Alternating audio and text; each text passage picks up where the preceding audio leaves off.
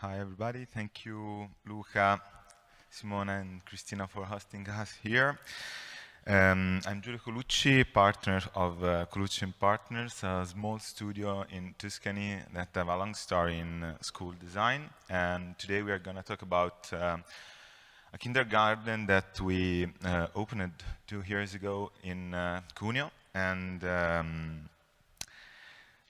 when we found out the name of this beautiful event, it immediately made us smile because new and together are two words that were heard very often in our studio during the planning of this kindergarten. And this is certainly no accident because they are two fundamental themes to our discipline, as Luca perfectly described in the manifesto. And as I thought before, today we are going to talk quickly about what new together means for us in educational spaces and in this case in the School of Filia. We have always considered the school as a microcosm, as a system where relationships must necessarily be multidirectional, and the spaces that accommodate them must be able to allow different degrees of intimacy and socialization. And for us, it is fundamental that the schools allows all those who inhabit it, like children, students, and teachers, to find the right space to carry out their educational activities, and therefore there should be heterogeneous places among them, some where the experience is shared only amongst both groups, while others where students from different sections can meet and mix, sharing different ideas and experiences, and other where children feel that they belong to a space that belong to others as well. And so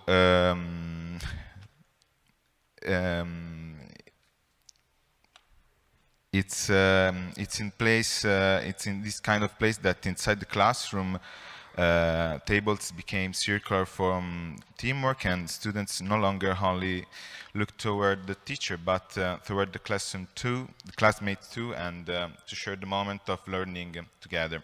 And the hallways became streets, laboratories, and where you can paint with a schoolmate from another class while harder play inside the den, and the entrance became the house where the self is lost and the whole becomes one. In this way, the microcosm school also take on the futures of microcity, where within one's home, a person can share more intimate experience, while at cafe in the streets, some exchange ideas and experience with people outside the circle of intimacy. And in the square and public space, one feels part of something that is shared with others.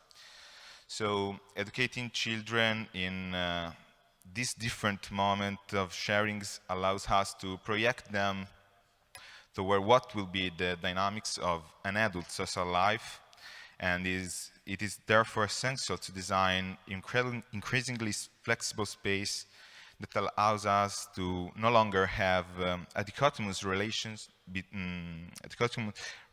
educational system where we study in the classroom and we live in the hallway, but rather where children and teachers can more easily find their own place, their own moment within the spatial and educational experience of a school building.